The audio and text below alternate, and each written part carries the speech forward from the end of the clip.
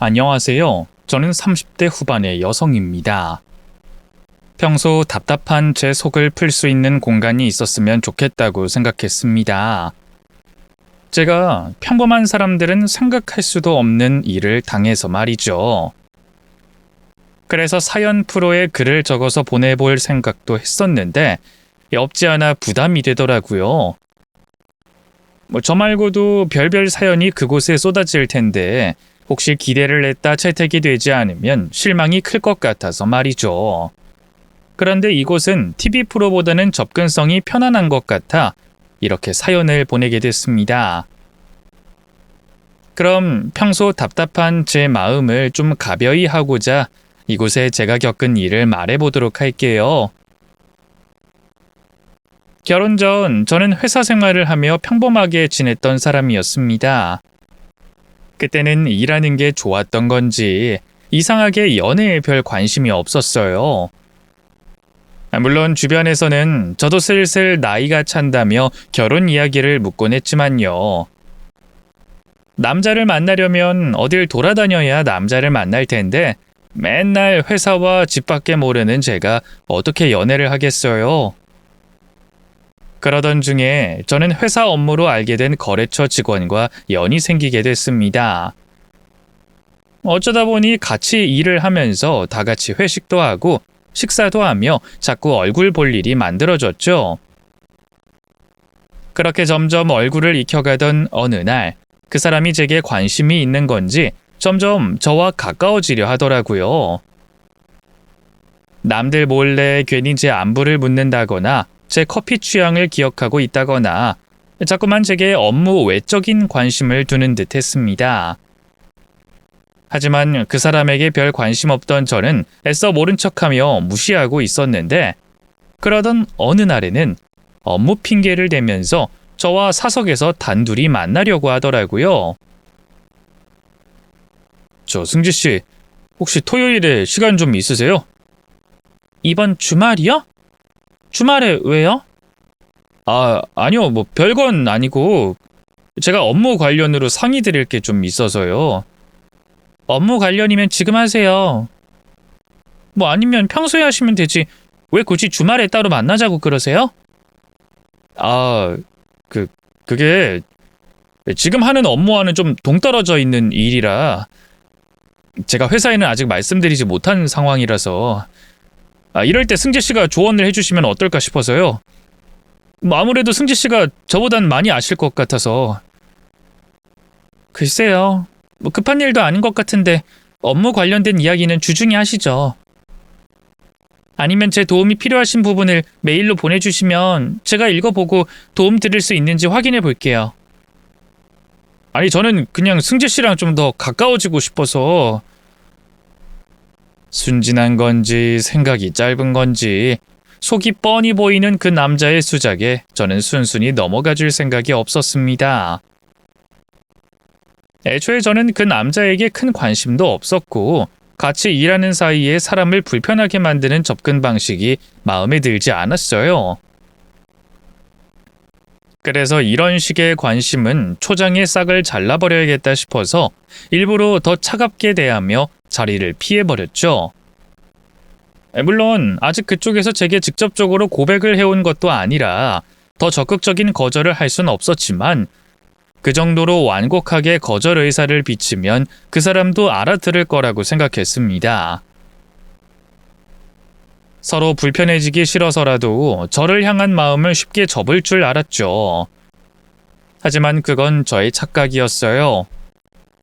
그 사람은 정말로 눈치가 없는 건지 아니면 포기를 모르는 사람인 건지 오히려 그날 이후로 제게 더 적극적으로 마음을 표현하더라고요.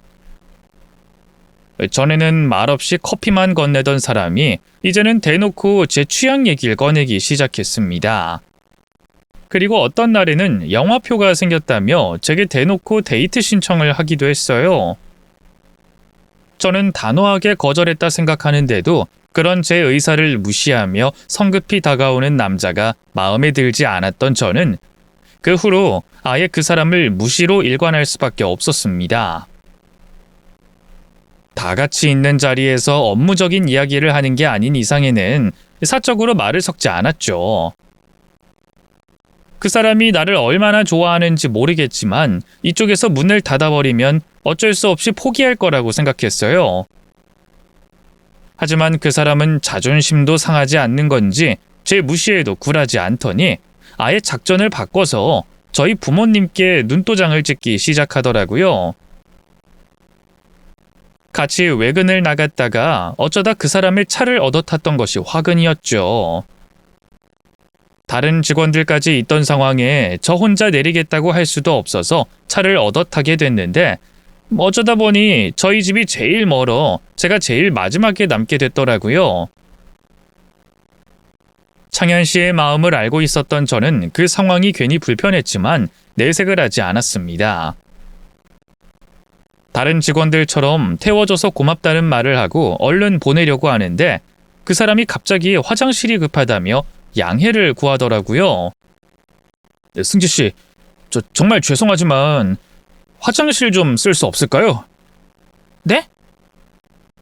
저 부모님이랑 같이 살아서 지금 집에 부모님 다 계실 텐데 많이 급하세요? 정말 죄송합니다.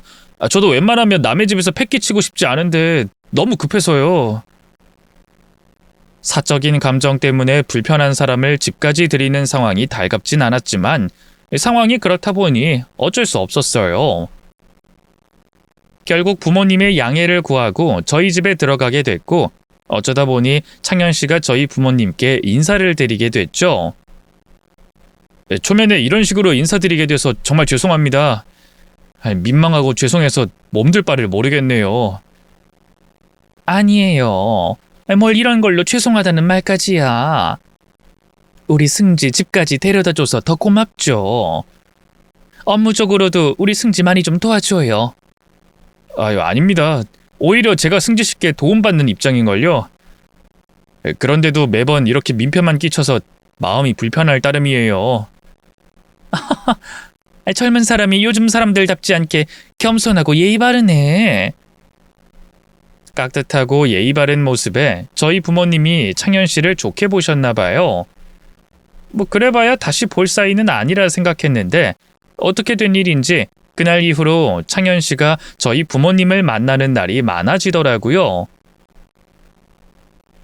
우연히 백화점에서 마주치고 저희 회사 근처 식당에서 마주치고 어느 날에는 저희 집 근처를 지나가고 있었다며 제가 없는 사이에 저희 부모님께 따로 인사를 드리고 갔다는 거예요.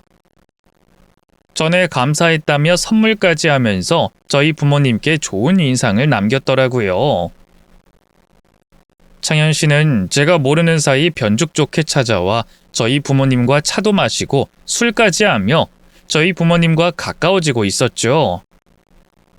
그러자 저희 부모님께서 제게 자꾸 창현 씨 이야기를 꺼내시는 겁니다. 근데 둘이 정말 아무 사이도 아닌 거 맞니? 내가 보기에 그 사람은 너한테 관심 있어 보이던데. 정말 아무 사이도 아니라니까 그래? 아무 사이도 아닌데 왜 자꾸 우리 집에 찾아온다는 거야? 웃겨 정말. 너 없는데도 자꾸 우리한테 찾아오는 걸 보면 그 사람은 너한테 관심 있는 거 아니니? 왜? 그 엄마는 몇 번 보니까 사람이 괜찮아 보이던데. 그러지 말고 한번 만나보는 건 어때? 여자는 자기를 좋아해주는 사람을 만나야 해. 대체 제가 없는 사이에 저희 부모님을 어떻게 구워 삶았는지 부모님께서 이미 창현 씨를 제 남자친구감으로 생각하고 계셨어요. 그래서 제게 자꾸 한 번만 만나보라고 하시는 바람에 저는 부모님 성화에 떠밀려 어쩔 수 없이 창현 씨를 밖에서 만나게 됐습니다.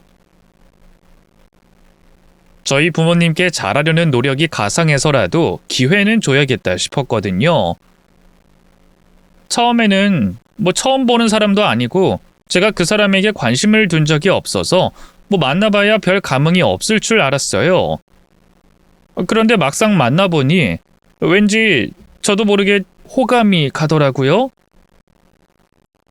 제가 창현 씨에게 선입견이 있었던 건진 몰라도 정식으로 만나본 창현 씨는 매너 있고 예의 바른 모습이 괜찮은 사람이다 싶었어요. 제가 정말 좋다며 진지하게 다가오는 창현 씨와 몇 번 더 만남을 가진 저희는 얼마 뒤 정식으로 교제를 시작하게 됐습니다. 그렇게 저희가 정식으로 만남을 시작하자 부모님은 무척 좋아하셨고, 연애를 하는 동안에도 창현 씨는 저와 저희 부모님께 지극정성을 보였어요. 그리고 저는 그게 창현 씨의 진심이라고 생각하면서 그 노력에 감동해 결혼까지 하게 됐죠. 하지만 막상 결혼을 하고 나니 제가 알던 남자가 아닌 듯 했습니다. 연애 전부터 제가 좋다고 쫓아다니던 그 남자가 맞는 건지, 남편은 결혼 전 성실했던 모습은 온데간데 없이 제게 나태한 모습으로 실망감을 안겨줬거든요. 회사 일이 힘들다며 집에 와서는 손 하나 까딱하지 않고 누워만 있고, 주말이면 피곤하다고 데이트는커녕 제게 밥 달라 투정이나 하는데, 어떻게 이런 사람이 결혼 전에는 저한테 열성적으로 그랬을까 싶더라고요. 그렇게 점점 남편에게 실망만 늘던 어느 날, 남편은 상사가 한마디 했다는 이유로 갑자기 회사를 그만두고 말았습니다. 그리고는 재취업할 생각도 없이 집에서 뒹굴며 지내다가 저희 부모님께 부탁을 드려 사업을 해보겠다고 얘기를 꺼냈어요. 일자리는 알아보고 있는 거야? 쉬는 날이 점점 길어지면 다시 복귀하는 게 더 힘들어질 텐데. 누가 그걸 몰라? 나도 재취업하고 싶지. 근데 마땅한 회사가 없어서 그러는 거 아니야. 그렇다고 전에 다니던 곳보다 더 힘든 곳을 갈 수도 없고. 그래서 말이야. 사실 내가 생각을 한 게 있는데, 나 취직하지 말고 그냥 사업이나 할까? 그게 무슨 소리야? 갑자기 사업이라니. 그러다 잘못되면 어떡해? 그리고 당신 사업할 만한 돈은 있어? 열심히 하면 잘할 수 있지. 왜 시작도 전에 안 될 생각부터 해? 나도 다 구상해 놓은 사업 비전이 있다고. 물론 돈은 없지. 그래서 당신한테 어렵게 말하는 건데, 나 장인어른하고 장모님께 사업자금 좀 빌릴 수 없을까? 우리 부모님한테 사업자금을 빌리겠다고? 두 분은 여유 많으시니까 그 정도는 어려운 일도 아니실 거 아니야. 그리고 장인 장모님이 나 좋아하시는데 사위가 어렵다는데 도와주실 수 있는 거 아니야? 내가 사업만 잘 되면 2배로, 아니 10배로 갚아드리면 되지. 내가 직접 말씀드리는 건 좀 염치 없는 것 같고, 자기가 장인어른 장모님께 말 좀 꺼내봐. 갑자기 친정 부모님 도움을 받아 사업을 하겠다는 남편의 말에 당황스러웠던 저는 선뜻 대답을 할 수 없었어요. 하지만 남편은 간절한 듯 계속 제게 부탁했고, 저는 고민 끝에 남편의 손을 들어주기로 했습니다. 그때는 남편이 사회생활로 많이 힘들어한다고 생각을 했고, 저희 부모님께서 경제적으로 많이 여유로운 분들이시라 그 정도 능력은 되시다 보니 도움을 받을 수도 있다고 생각했거든요. 무엇보다 회사 다닐 때는 늘 무기력하던 남편이 사업 얘기에 눈을 반짝이며 의욕을 내는 모습을 보고는 저도 남편을 밀어주고 싶더라고요. 열심히 해서 2배, 3배로 갚겠다는 남편의 말을 믿으며 저는 친정 부모님께 도움을 구했습니다. 친정 부모님께서는 워낙 남편에게 좋은 인상을 가지고 계셔서 흔쾌히 사업 자금을 빌려주셨고요. 그렇게 남편은 저희 부모님 돈으로 사업을 시작하게 됐습니다. 사업 시작 전부터 남편이 제게 장황하게 했던 말들이 있었기에 저는 그런 남편을 믿고 있었어요. 물론 사업이 쉬운 일은 아니지만 노력하면 좋은 일이 있을 거라고 생각했죠. 하지만 정작 사업을 시작한 남편은 간절함이 없어 보였습니다. 남의 돈으로 사업을 해서 그러는 건지 리스크를 아무렇지 않게 생각하고 계획 없이 무모하게 덤벼들더라고요.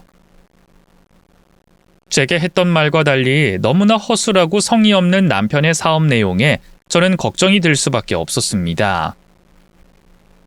여보, 이거 정말 괜찮은 거 맞아? 이러다가 우리 부모님이 빌려준 돈까지 다 잃는 거 아니야?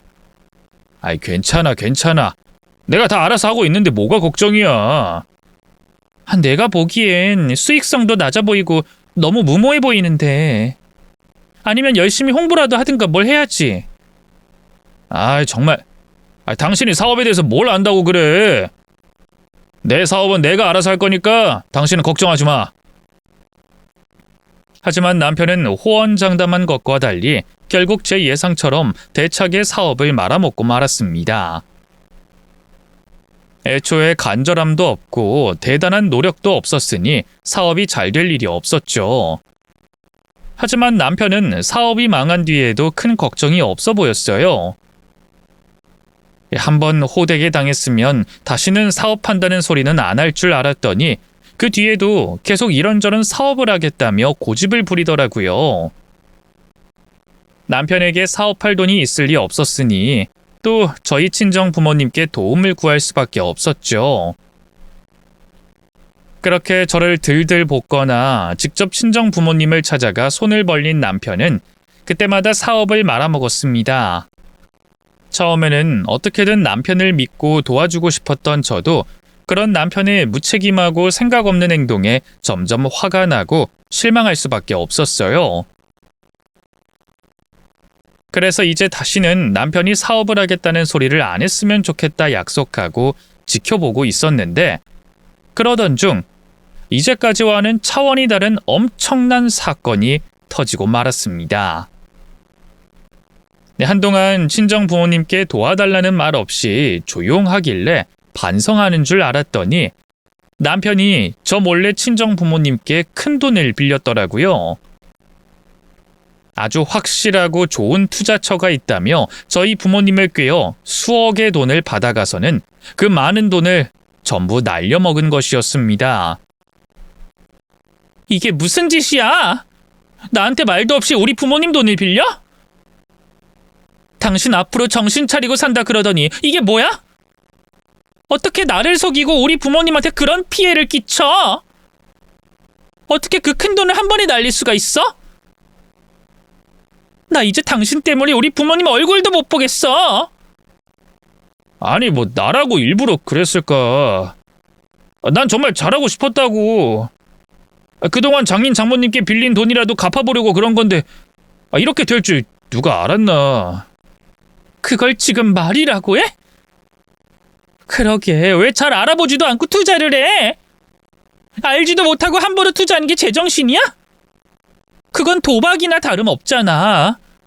그것도 당신이 번 돈도 아니고 우리 부모님 돈을.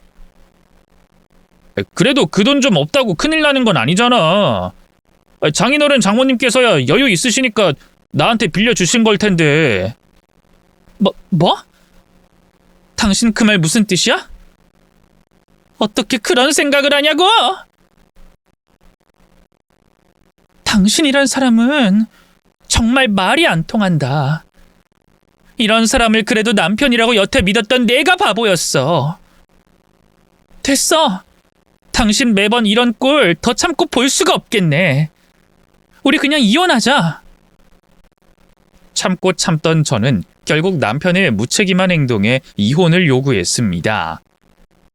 돈이 문제가 아니라 남편의 생각 없는 태도에 신물이 났거든요. 그래서 저는 그동안 남편이 친정 부모님께 빌린 돈을 전부 갚겠다는 약속을 받아내고 이혼을 하게 됐습니다.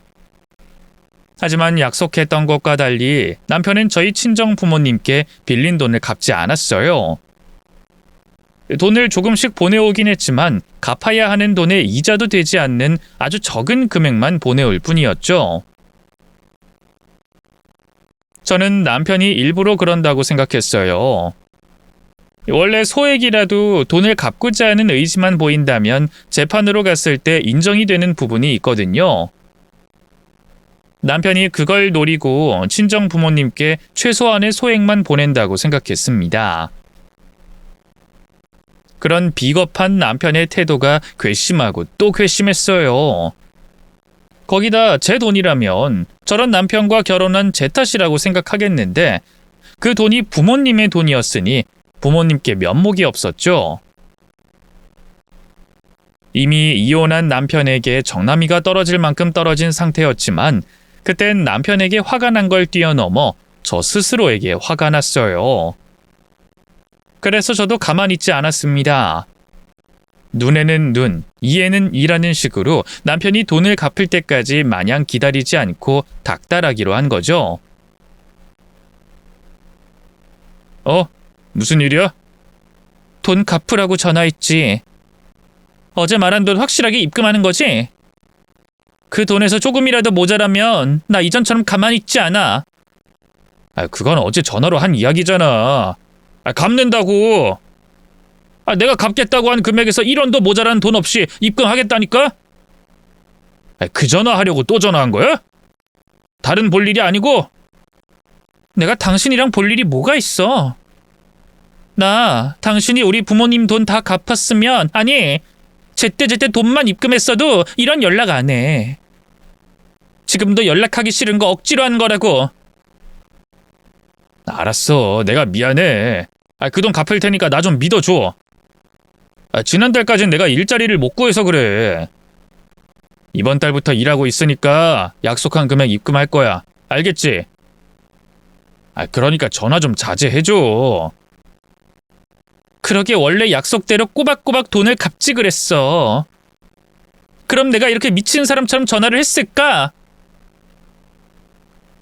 그럼 꼭 약속대로 해. 아니면 매일 전화할 테니까. 알겠어? 남편은 회사에 다니기 시작했다며 이제부터 약속한 돈을 빠짐없이 갚겠다고 했지만 저는 그 말을 믿지 않았습니다. 그래서 매일은 아니었지만 꽤 자주 남편에게 전화를 걸어 돈을 갚는 날은 기억하는지, 금액은 정확히 맞춰보낼 수 있는지 확인하며 남편을 괴롭혔어요. 물론 저도 매번 남편에게 전화 걸어 한 이야기를 또 하고 억지를 부리는 일이 괴로웠지만 이전에 있었던 일을 생각하며 이를 악물고 빠짐없이 전화를 걸었습니다. 그 효과가 있었는지 제가 전화로 닥달하기 시작한 그달부터는 약속한 금액이 정확하게 제 날짜에 입금이 됐죠. 그때부터 저도 마음이 좀 놓이기 시작했어요. 물론 전 남편이 저희 부모님의 돈을 갚으려면 한참 남았지만 말이죠. 하지만 그러면서도 고작 한 번 제 날짜에 약속한 금액을 넣었다고 안심해서는 안 된다고 생각했습니다. 그래서 남편에게 주의시킬 겸 전화를 걸려고 했는데 어머님에게 전화가 걸려왔어요. 네, 어머님. 그간 잘 지내셨... 야, 이년아. 너 때문에 우리 아들이 죽었어. 이년 때문에 우리 아들이 죽었다고. 너 어떡할 거야? 너 어떡할 거냐고? 네가 그렇게 돈 갚으라고 했다면서? 네가 사채업자보다 더 심하게 우리 아들 괴롭혔다면서? 어머님, 무슨 말씀이세요?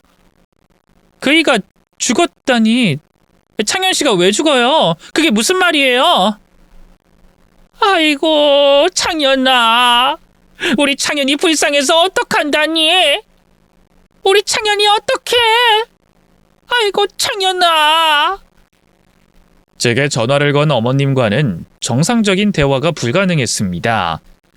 그래서 저는 이혼 이후에도 연락을 주고받던 전 남편의 지인에게 전화를 걸어 무슨 일이 있는지 물어보게 됐죠.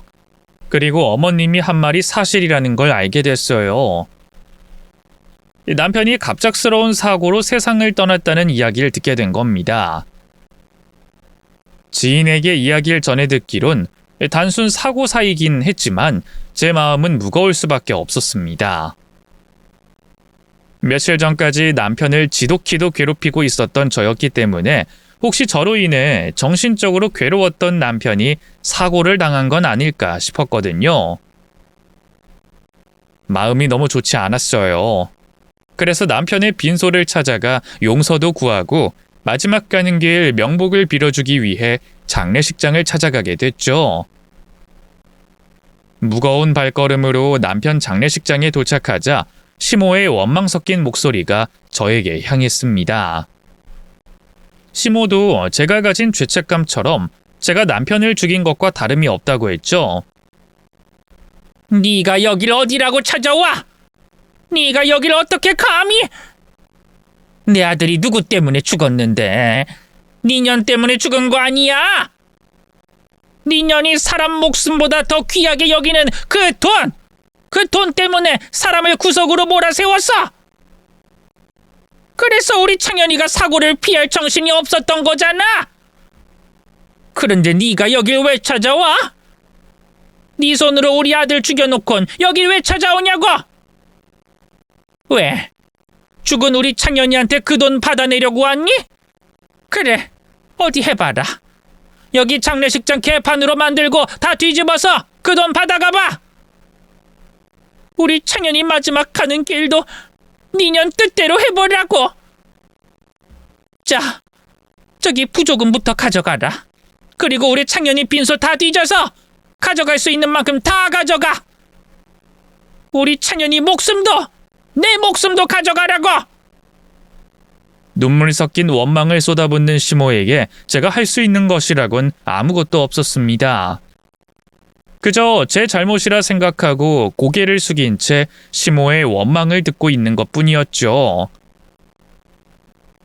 그러다 흥분한 시모가 제 몸을 붙잡고 흔들며 위협하는 일이 생겼어요. 다행히 장례식장에 있던 시누이가 시모를 말려서 더 큰 일은 당하지 않았지만 남편의 마지막 가는 길 인사조차 못하고 빈소에서 쫓겨나야 했습니다. 그런데 남편의 빈소를 쫓겨나는 과정에서 이상한 일이 있었어요.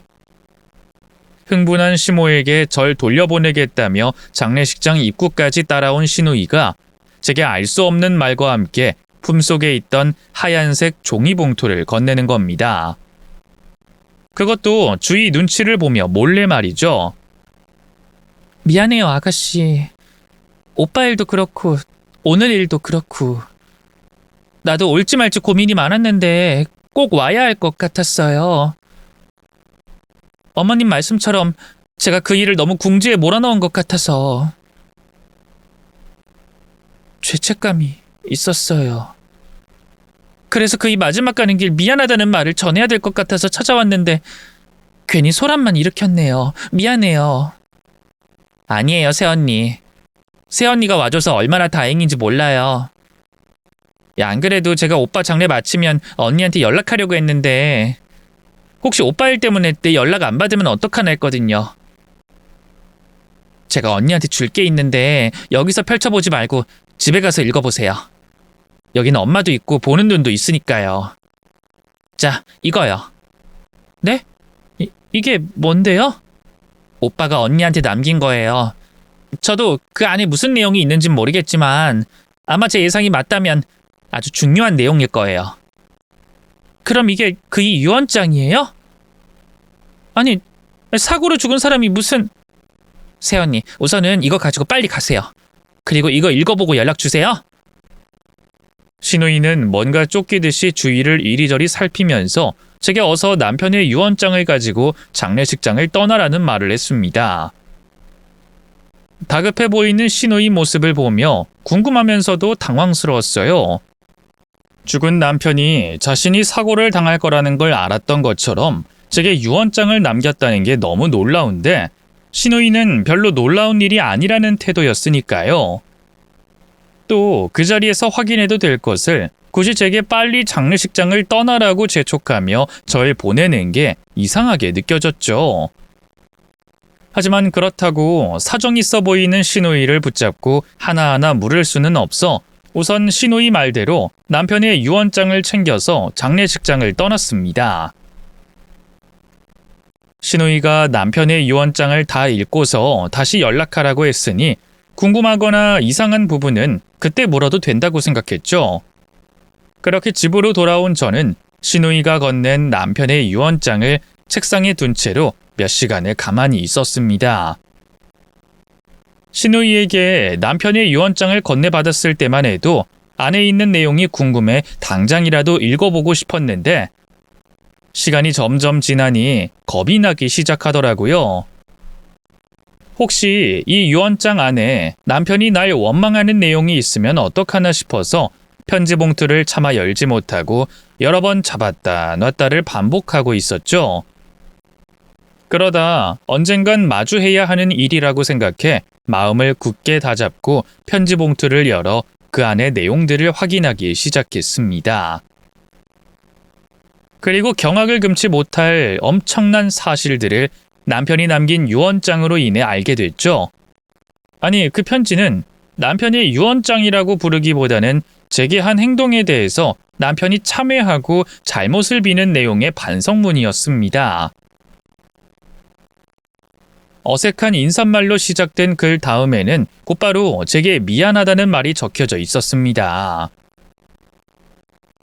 남편은 제게 접근했던 처음부터 모두 의도된 접근이라고 했어요. 제게 관심을 보였던 것도, 쫓아다녔던 것도, 저희 부모님의 마음을 얻은 것도 모두 제게 반해서 일어난 일이 아니라고 했죠. 남편이 제게 계획적으로 접근하게 된 건 회사 사람들끼리 업무 관련 이야기를 나누려고 이어진 술자리부터였다고 했습니다. 그날 당신은 기억할지 모르겠지만 당신 회사 팀장이라는 사람이 당신의 개인적인 이야기를 했었어.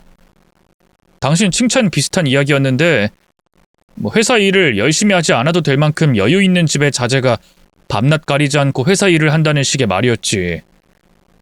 그때 당신을 다시 보게 됐어.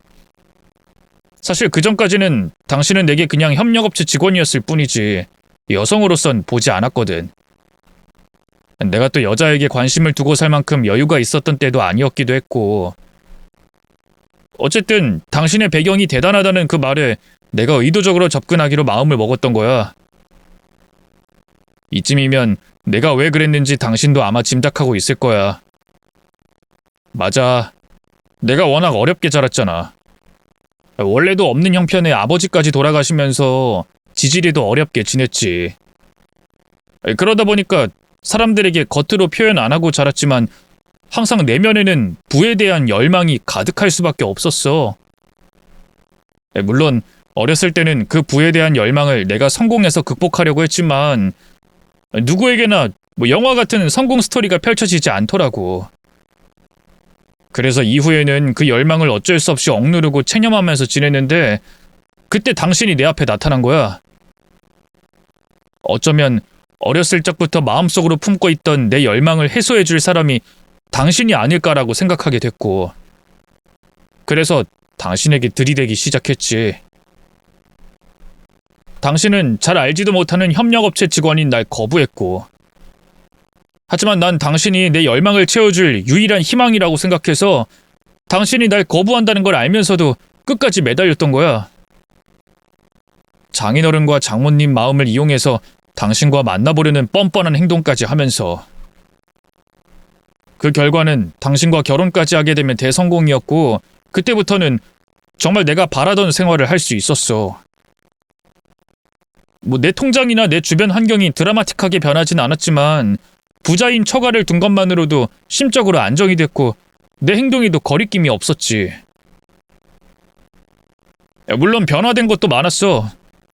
당신이나 장인어른 장모님께는 평소에 늘 있는 일상이겠지만 특별하지 않은 날 고급 레스토랑에 간다거나 시간적인 여유가 있으면 해외여행을 간다거나 금액과 상관없이 상대가 마음에 드는 선물을 고를 수도 있었지. 그런 것들 전부 예전의 나로선 생각해볼 수도 없는 일이었어. 돈보다 시간을, 마음을 더 신경 쓰는 삶 말이야. 당신을 만나기 전까지의 난 항상 돈 걱정이 앞서던 삶을 살았으니까. 그래서 당신과 같이 지내는 그 삶이 난 너무 좋았어. 또 연애를 하면서 알게 된 당신을 사랑했기 때문에 그때 그 삶을 만족했었지. 난 더 이상 바라는 게 없었어. 난 정말 그 삶으로 충분히 만족하고 있었는데. 제게 접근한 이유가 저의 배경 때문이라는 남편의 말까지는 참을 수가 있었습니다. 저도 남편이 밝히는 사실을 알아야 하기도 했고, 그래야 왜 제가 남편에게 사과를 받는지 알 수 있었으니까요. 그런데 더 이상 바라는 게 없었다는 그 부분부터 읽기가 싫었습니다. 남편이 욕심을 부려 우리의 관계를 망가뜨리고 저희 친정 부모님께 직접적인 피해를 끼친 행동을 해놓고서 그전까지 삶은 만족했다는 둥 행복했다는 둥 글을 쓰고 있었으니 가식과 위선으로 느껴졌어요. 더 읽어봤자 남편의 변명만 적혀 있겠다 싶었습니다. 시간 낭비라고 생각됐던 저는 남편이 제게 남긴 유언장을 접으려고 했죠. 그런데 편지를 접던 도중 한 문장이 눈에 들어오더라고요. 모든 건 시모의 욕심과 계획이었다는 그 부분이 말이죠.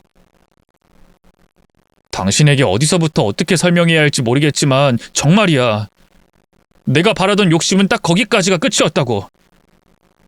이후에 벌어진 일들은 전부 내 뜻이 아니었어. 그때부턴 우리 어머니가 내게 시킨 일들이라고. 물론 당신에게 의도와 목적을 가지고 접근한 내 행동도 잘못됐다고 생각하고 인정해. 그런데 내 변명이라도 하자면 난 정말 당신을 사랑했어. 당신에게 접근한 의도와 목적은 잘못됐지만 어느 순간 이후부터는 당신에게도 장인어른과 장모님께도 상처를 주거나 피해를 주지 않겠다고 다짐했다고.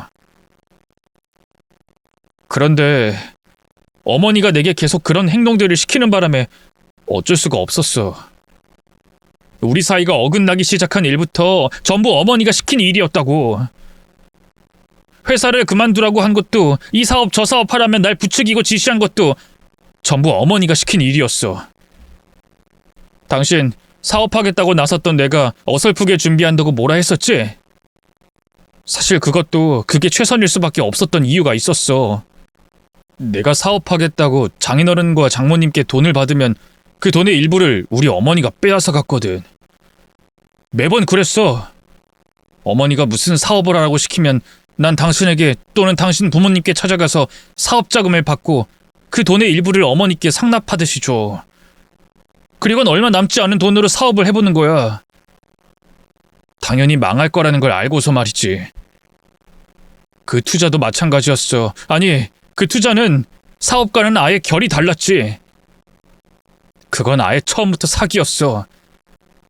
그래도 사업은 하는 척이라도 했고 어쩌다 운 좋게 잘 될 수도 있다는 확률이라도 있었지만 그 투자는 어머니 주머니로 100% 들어가는 사기였어.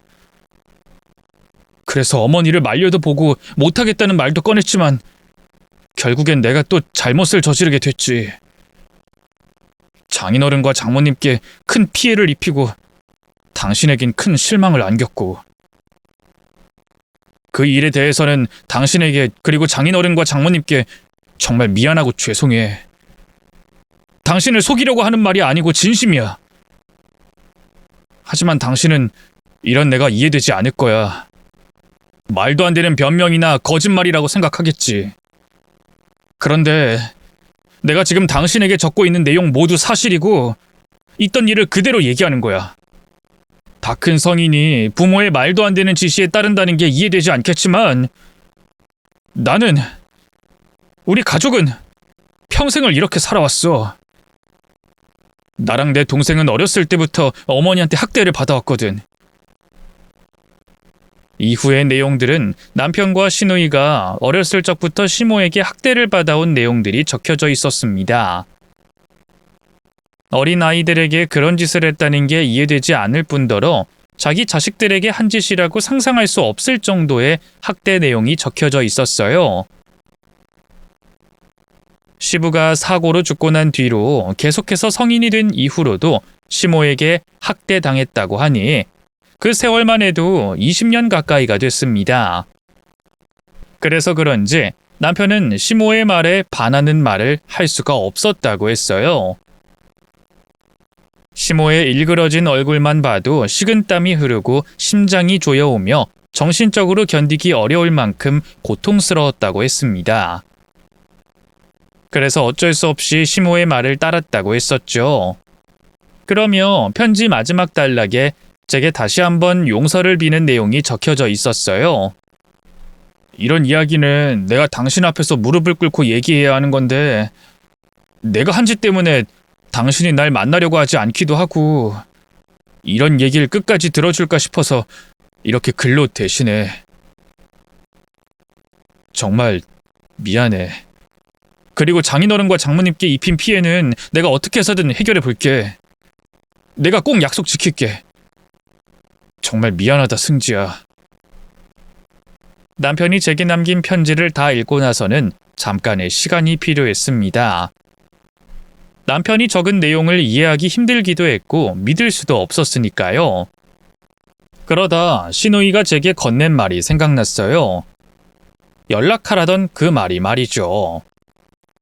저는 사실을 확인하기 위해 시누이에게 전화를 걸었습니다. 그러자 제 전화를 받은 시누이는 제게 뭐든 다 알려주겠다는 태도로 전화를 받았습니다. 마치 제가 전화를 꼭 할 거라는 걸 알고 있었듯이 말이죠.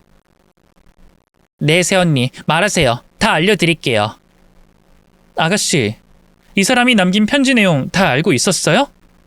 여기 있는 내용들 전부 사실이에요? 우선 그 안에 정확히 무슨 내용의 글이 있는지는 저도 정확히 몰랐어요. 다만 오빠가 언니에게 남긴 글이라는 걸 알았기 때문에 대충 어떤 내용일지 짐작했던 거죠. 그리고 제 짐작이 맞다면 언니가 전화해 올 거라는 걸 예상한 거고요. 도대체 무슨 일이 벌어지고 있는 거예요? 나 너무 혼란스러워요. 이 사람은 나한테 의도적으로 접근했다고 하고 회사 그만둔 것부터 우리 부모님께 투자금 받은 것까지 전부 어머님이 시켜서 한 거라고 하는데, 또 어머님이 그 돈을 빼앗아 간 거라고 하는데 이게 전부 말이 되는 소리예요? 오빠가 새언니한테 무슨 말을 남겼는지 알겠네요. 오빠가 남긴 글 허무맹랑한 소리로 들린다는 거 알아요. 근데 전부 사실이에요. 이제 와서 이런 말 전하게 돼서 언니한테 미안하지만 오빠 정말 언니 사랑했고 그런 일 있는 내내 힘들어했어요. 오빤 엄마 때문에 어쩔 수 없이 한 거예요. 뭐라고요? 그럼 전부 사실이라는 말이에요? 아가씨도 알고 있었고요? 그러면 어렸을 적에 어머님께 학대당했다는 것도 전부... 오빠가 정말 다 적은 것 같네요. 하기야, 지금까지 있었던 일들을 설명하려면 그 이야기도 꼭 나와야 하는 이야기니까 적을 수밖에 없었겠죠. 맞아요, 언니. 저랑 오빠 아주 어렸을 때부터 엄마한테 정말 심한 학대를 당했어요.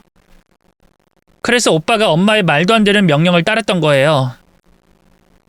돈과 관련된 일들 모두, 그리고 제가 조금 덧붙여서 말하자면 오빠가 저보다 엄마에 대한 공포가 더 심해요.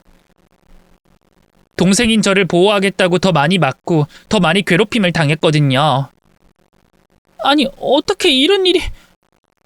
그리고 그 얘기를 지금 왜 그이 살아있을 때 얘기하질 않고 이제 와서 얘기해요? 그이 살아있을 때 아가씨라도 말해줬으면 내가 그이 그렇게까지 몰아세우진 않았을 거 아니에요. 왜 지금인데요? 내가 그 돈 아가씨한테 갚으라고 할까 봐서 그래요?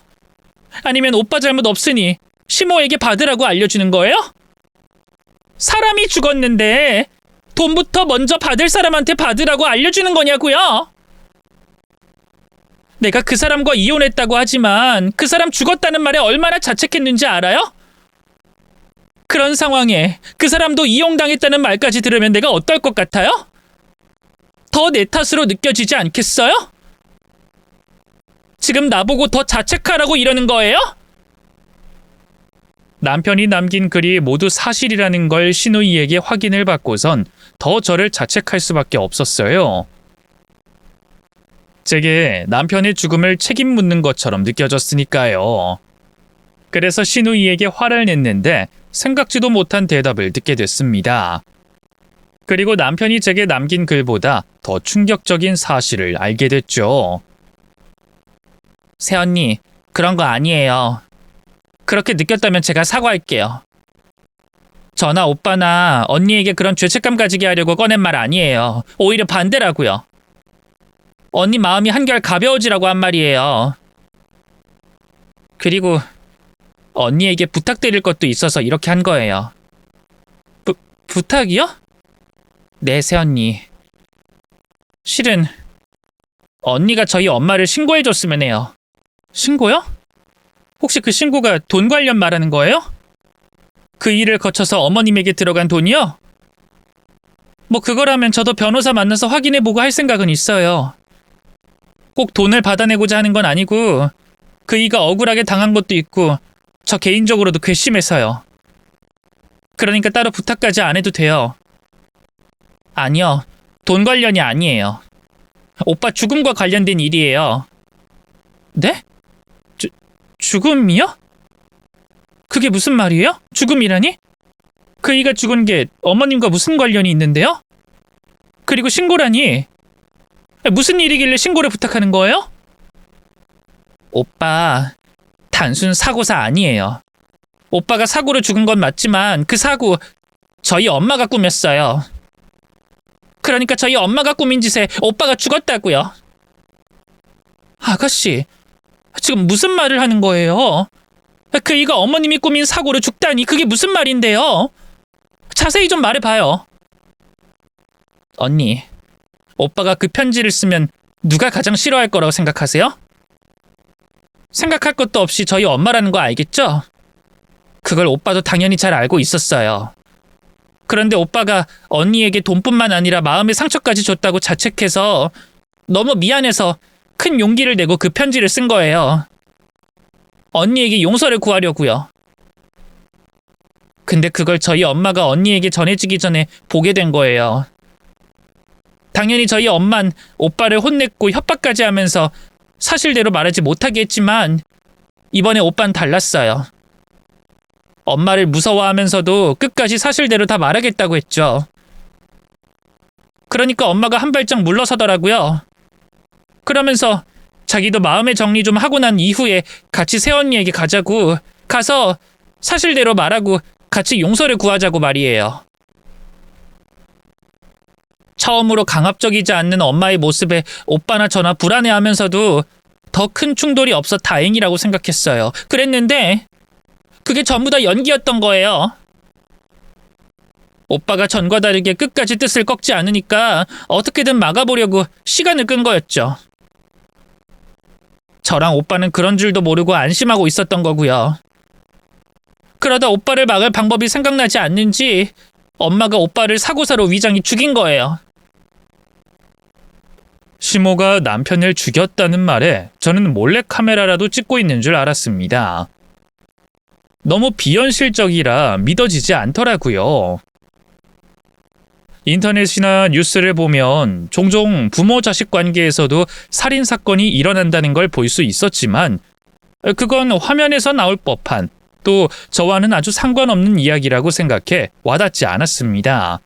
그런데 그런 일이 제 주위에, 그것도 제 전남편인 사람에게 벌어졌다고 하니 너무 놀라워 생각하는 것도 멈추더라고요. 그래서 입도 뻥끗 못하고 전화기를 잡은 채로 그대로 얼어붙어 있었어요. 신우이는 말을 계속 이어나갔고요. 믿어지지가 않죠?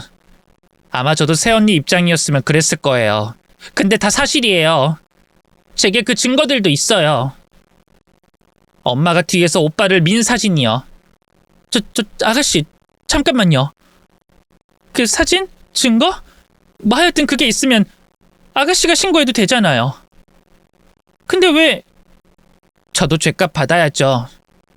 물론 엄마가 오빠를 죽일 거라고 생각하진 못했지만 그 장면을 목격하고 묵인하고 있었던 죗값을요.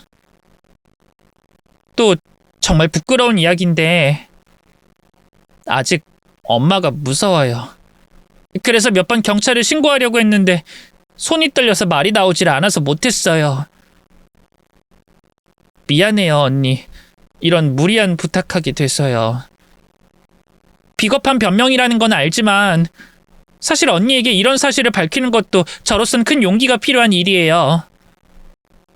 머리로는 저와 오빠를 괴롭힌, 또 오빠를 죽인 엄마를 제 손으로 신고하고 처벌해야 한다는 걸 아는데 제 몸에 새겨진 엄마에 대한 공포로 인해서 몸이 말을 안 들어요. 하지만 죽은 오빠를 위해서, 오빠가 밝히려던 진실과 오빠를 죽인 엄마를 처벌하기 위해서 어렵게 용기 낸 거예요. 이런 제가 비겁해 보이고 이해가 안 되겠지만 부탁드릴게요. 제발 신고해 주세요. 제가 엄마의 죄를 뒷받침할 수 있는 증거는 전부 보낼게요. 또 다른 증거들 숨긴 곳도 알려드릴 테니 엄마와 저를 같이 신고해 주세요. 그때까지도 정신이 온전히 돌아오진 않았지만 신우이가 무슨 뜻으로 말하는지는 정확히 알 수가 있었어요. 신우이는 남편처럼 시모에게 학대받은 트라우마를 이겨내며 제게 신고를 부탁하고 있었습니다.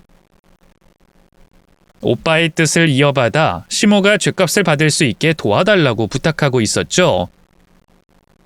저 역시 이 모든 일의 원흉인 시모를 용서할 수 없었어요. 남편을 용서한 건 아니었지만 불쌍하다고 생각이 들었습니다. 그래서 신우이에게 신고를 약속하고 시모가 남편을 죽인 증거를 달라고 했습니다. 신우이는 제게 고맙다는 인사를 여러 번 하고 난 이후 살해 장면이 찍혀 있는 동영상과 사진, 또 다른 증거들이 있는 위치를 제게 보내왔죠. 저는 그 증거를 가지고 곧장 경찰서로 향했어요. 그리고 교활한 시모가 다른 조치를 취할 수 없도록 경찰에게 체포를 부탁하며 살인 사건임을 강하게 피력했습니다. 경찰 측에서는 남편의 시신이 화장되면 살인 사건에 필요한 증거를 잃을 수도 있다며 급히 사전 영장을 요청했고요. 다행히 신우이가 제공해준 증거들이 워낙 결정적인 증거들이라 사전 영장이 나와 남편의 장례를 마치기 전 시모를 체포할 수 있었습니다. 하지만 너무나도 뻔뻔하게 시모는 체포를 당하는 와중에도 자신의 죄를 인정하지 않았어요. 같이 체포되는 신우이가 눈앞에서 시모의 죄를 말하는데도 말이죠. 노라고! 당신들 지금 뭐 하는 짓이야? 내 아들 장례식 치르는 와중에 이게 뭐 하는 짓이냐고! 그리고 내가 내 아들을 죽이다니 그게 말이나 된다고 생각해? 당신들 누구 거짓말 듣고 이러는 거야? 엄마, 이제 다 끝났어. 그러니까 오빠한테 마지막으로 용서 빌 수 있는 자리에서 다 인정하고 용서 빌어. 넌 지금 무슨 소리를 하는 거야? 뭘 인정해, 뭘?